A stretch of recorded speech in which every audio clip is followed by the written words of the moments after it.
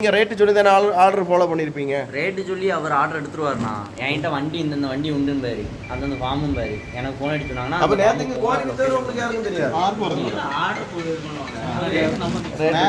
இருக்கட்டும், அப்படியே இருக்கட்டும். உங்களுக்கு இருக்கட்டும்ண்ணா. நேற்று 84 ரூபாய்க்கு பாருங்க ரேட்டு போயிருக்கு. ஆனால் இங்கே நாங்கள் கோழி வளர்த்துற எல்லாருக்குமே ப்ரொடக்ஷன் தோசை நல்லா தெரியும். 95 ரூபா 96 ரூபா வருது. அப்போ நீங்கள் உங்களுக்குள்ள இப்படி போட்டி போட்டு கோழி வித்துட்டு இருந்தா இங்கே வந்து லோக்கலில் இருக்கிற இண்டிகேட்டர் மாறும். ஓன் ஃபார்மிங் பண்ணுறவங்க வந்து பிழைக்கிறது ரொம்ப கஷ்டம். சரியா தப்பா? சரிதானே? அப்போ அதனால் நீங்கள் இந்த மாதிரி பொய்யாச்சுன்னா உங்கள் இங்கே கோழி நாங்கள் உங்களை கோழி போட விட மாட்டோம், தீட்டா போட விட மாட்டோம், ஆஃபீஸ் ரன் பண்ண விட மாட்டோம்.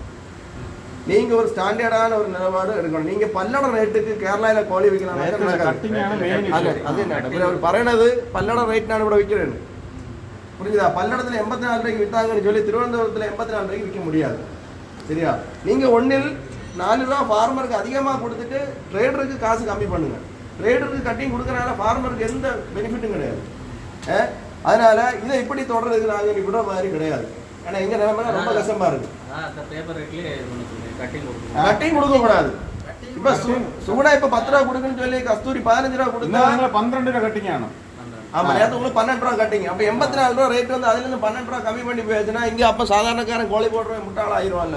പ്രൊഡക്ഷൻ കോസ്റ്റ് എത്രയെന്ന് ചോദിച്ചാൽ പ്രൊഡക്ഷൻ കോസ്റ്റ് എത്രയാണ് നിങ്ങൾ ഇപ്പോഴേ ഉള്ള? 90. ഇന്നത്തെ ഫാം റേറ്റ് എത്ര? 84. ഫാം റേറ്റ് എത്ര? ഫാം റേറ്റ് എത്ര? ഇന്നലത്തെ ഫാം റേറ്റ് എത്ര? 12 രൂപ കട്ടിങ് എന്ന് എന്തിനാണ് ആവശ്യമില്ല? കട്ടിങ് കൊടുക്കുന്നതാണ് ഇവർ ഈ കട്ടിങ് കൊടുക്കേണ്ട കാര്യമില്ലല്ലോ. നിങ്ങൾ പല്ലാടത്ത് പോയി നിങ്ങൾ ഫ്രീ ആയിട്ടൊക്കെ കോഴി കൊടുത്തോ, നമുക്ക് പ്രശ്നമില്ല. 50 രൂപയ്ക്ക് നിങ്ങൾ ഫ്രീ ആയിട്ട് വേണമെങ്കിലും കോഴി കൊടുത്തോ, കുഴപ്പമില്ല. ഇവിടെ ചെയ്യണമെന്നുണ്ടെങ്കിൽ ഇത് പറ്റൂല. കേരളത്തിൽ പറ്റൂല. നിങ്ങൾ മാർക്കറ്റ് റേറ്റിന് പോലും അല്ല കൊടുക്കുന്നത്. നമുക്കിവിടെ നിന്ന് മാർക്കറ്റ് റേറ്റ് തന്നെ വളരെ കുറച്ചിട്ടിട്ട് അതിൽ നിന്ന് 10-12 നിങ്ങൾ എന്തിനാണ് കട്ടിങ് കൊടുക്കുന്നത്? അല്ല, ചോദിക്കണമല്ല. அப்போ ஆனால் இது வந்து இனி நடக்காது. இனி நடக்காது. ஏன்னா இது வந்து பின்ன மறுபடியும் இங்கே வந்து நாங்கள் ஒரு பிரச்சனை இனி பிரச்சனை எல்லாம் கிடையாது. வந்தால் பூட்டை போட்டு பூட்டிட்டு உங்கள் வண்டி எல்லாம் ஃபார்மில் இருந்து கோழி ஏற்ற விட மாட்டோம். சரியா?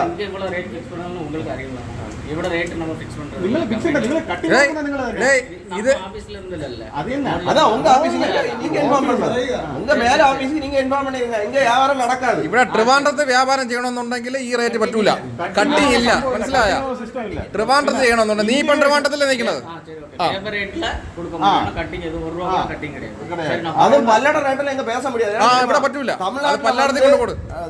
தமிழ்நாட்டில் வந்து தீட்டாய்க்கு வந்து டாக்ஸ் கிடையாது. 1300 ரூபா தமிழ்நாட்டில் விற்க தீட்டா இங்க 2200 ரூபா விற்கி. அப்ப அந்த ரேட் எங்க பேச முடியாது. இங்க ப்ரொடக்ஷன் காஸ்ட் என்ன வருது அதுல இருந்து நீங்க 5 ரூபா பிளஸ் பண்ணி தான் விற்கணும். 92 രൂപ പ്രൊഡക്ഷൻ കോസ്റ്റ് വന്നാൽ 5 രൂപ 97 രൂപയ്ക്ക് വിൽക്കുക. ഒന്നും പ്രശ്നം കിടயாது. അത് ഒരു വിഷയം. രണ്ടാമത് ഇൻറ്റിഗ്രേഷൻ ചാർജ് നിങ്ങൾ എങ്ങനെയാണ് കാൽക്കുലേറ്റ് ചെയ്യുന്നത്? എന്ത് സിസ്റ്റമാണ് ഉള്ളത് ഇൻറ്റിഗ്രേഷൻ ചാർജ് കാൽക്കുലേറ്റ് ചെയ്യാനായിട്ട്? പ്രൊഡക്ഷൻ കോസ്റ്റ് എങ്ങനെയാണ് കാൽക്കുലേറ്റ് ചെയ്യുന്നത്? എത്ര പ്രൊഡക്ഷൻ, അതിൻ്റെ ലിസ്റ്റോ ചാർട്ടോ എന്തെങ്കിലും ഉണ്ടോ? സിസ്റ്റത്തിൽ നിന്ന് പ്രിന്റ് ഔട്ട് എടുത്തത് അതെങ്ങനെയാണെന്നുള്ളത് എങ്ങനെയാണ് നിങ്ങൾ കാൽക്കുലേറ്റ് ചെയ്യണമെന്നുള്ളത്? അല്ല, അതിന്റെ നമുക്കത് അറിയാൻ പറ്റില്ല. നിങ്ങൾ എത്ര രൂപയ്ക്ക് എത്ര ഇടുന്നത്, എത്ര പ്രൊഡക്ഷൻ കോസ്റ്റ്, നിങ്ങൾക്ക് ഒരു ഇതുമില്ല. കഴിഞ്ഞ പ്രാവശ്യം ഒരുപാട് ആൾക്കാർക്ക് അതിന്റെ ഒരു ഫോർമാറ്റ് ആണോ, അതിന്റെ ഒരു പ്രിന്റ് ഔട്ട് എടുത്തോ?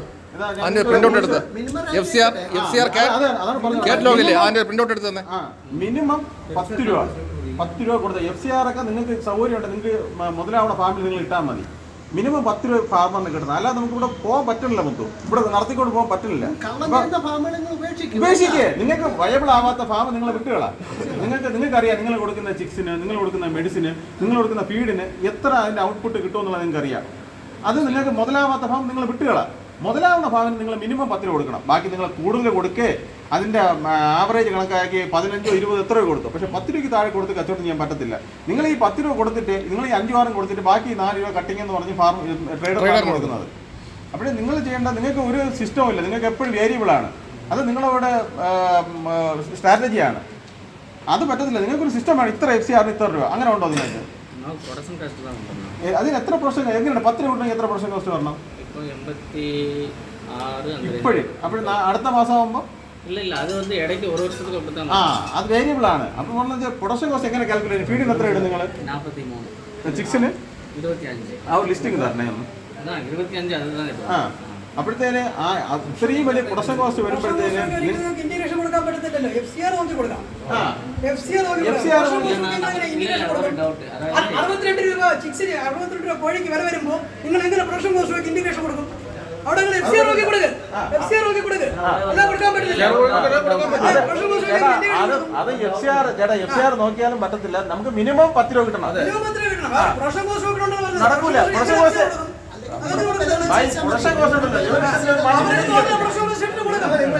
കോസ്റ്റ് മാറ്റിക്കൊണ്ടിരിക്കും. സ്റ്റാൻഡേർഡ് FCR ഇടുക. സ്റ്റാൻഡേർഡ് FCR ഇടുക. ആ FCR നിങ്ങൾക്ക് മുതലാത്ത ഫാം നിങ്ങൾ വിട്ടുകളാ. നിങ്ങൾക്ക് വയബിൾ ആവാത്ത ഫാം നിങ്ങൾ 5-6 ഇവിടെ ചെയ്യണ്ട. കാര്യം ഇവിടെ ചെയ്യാൻ ലോക്കൽ ഒരുപാട് ഇന്റഗ്രേറ്റർമാരുണ്ട്. നിങ്ങൾക്ക് മുതലാവുന്ന ഫാമിൽ നിങ്ങൾ അവിടെ 10 രൂപ കൊടുക്കണം. അതിന് മുകളിലോട്ട് എത്ര വേണോ നിങ്ങൾ കൊടുത്തോ. പക്ഷെ നിങ്ങൾക്ക് ആ ഫാം മുതലാവണില്ല. ആ ഫാം കിട്ടണം. ഇതൊരു കാര്യം. രണ്ടാമത്തെ കാര്യം, നിങ്ങളിപ്പോൾ ചെയ്യുന്ന ഏറ്റവും വലിയ പരിപാടി എന്ന് പറഞ്ഞാൽ അസോസിയേഷനായിട്ട് പ്രവർത്തിക്കുന്ന ഒരൊറ്റ ഫാമിൽ നിങ്ങൾ കോഴി ഇടില്ല. ഞാൻ അവസാനം വിളിച്ച ഒരു ഫാം നിങ്ങളെ വിളിച്ചില്ലേ? അവസാനം സുബി നിങ്ങളെ വിളിച്ചായിരുന്നോ? കോഴി സുബി കോഴി ഇടുമെന്ന് ചോദിച്ച് നിങ്ങളെ വിളിച്ചായിരുന്നോ? നിങ്ങൾ എന്തിടാത്തത് അവിടെ? ഇല്ലല്ല, അവർ പുള്ളി അന്നത് വേണ്ട മതിയാക്കണം അവർ പറഞ്ഞതിനാണ് നമ്മൾ ക്യാൻസൽ ചെയ്ത്. അത് രണ്ടാമത് വിളിച്ചപ്പോൾ നിങ്ങൾ എന്ത് പറഞ്ഞേ? രണ്ടാമത് വിളിച്ചില്ലേ? എന്നെ വിളിച്ചില്ലല്ലോ. സുബി നിങ്ങളെ വിളിച്ചിട്ട് നിങ്ങൾ ഇടൂലെന്ന് പറഞ്ഞു. ഫസ്റ്റ് പറഞ്ഞത് എന്തെന്നാ, ഫസ്റ്റ് ആദ്യം ഞാൻ വിളിക്കുന്നത് ഇപ്പോൾ 6 ഇടുമ്പോൾ എന്തെന്നാ இந்த பேட்சோட நான் അത് കഴിഞ്ഞിട്ട് കഴിഞ്ഞ മാസം എന്തോ നിങ്ങൾ വിളിച്ചില്ലേ? കഴിഞ്ഞ മാസം നിങ്ങൾ വിളിച്ചു. ஒரு 2-3 மாசம் இருக்கும். விളിச்சு அண்ணா நீங்க தான் வேண்டான்னு പറഞ്ഞത്. அதனால ക്യാൻസൽ ആക്കി. ஏன்னா നമുക്ക് സ്ക്വയർ ഫീറ്റ് കൂടുതലായിരുന്നു. നമുക്ക് 6 അതാണ് പ്രശ്നം. ഇവര് നിങ്ങളെ പരിപാടി എന്ന് പറഞ്ഞാല് നമ്മളെ അസോസിയേഷനിൽ ആരെങ്കിലും വിളിക്കുമ്പോൾ നിങ്ങൾക്ക് സ്ക്വയർ ഫീറ്റ് ആയി പോയി, നിങ്ങൾക്ക് ഇടാൻ പറ്റൂല, എല്ലാ കാര്യങ്ങളും അസോസിയേഷനായിട്ട് സഹകരിച്ച കോഴി ഇടൂലെന്നാണ് പറഞ്ഞ ഒരുപാട് അങ്ങനെ പറയുമെങ്കിൽ നീ ഒന്നും നടത്തിക്കൊണ്ടു പോകില്ല. 5-6 ഫാർമർ എടുത്ത് പറഞ്ഞു.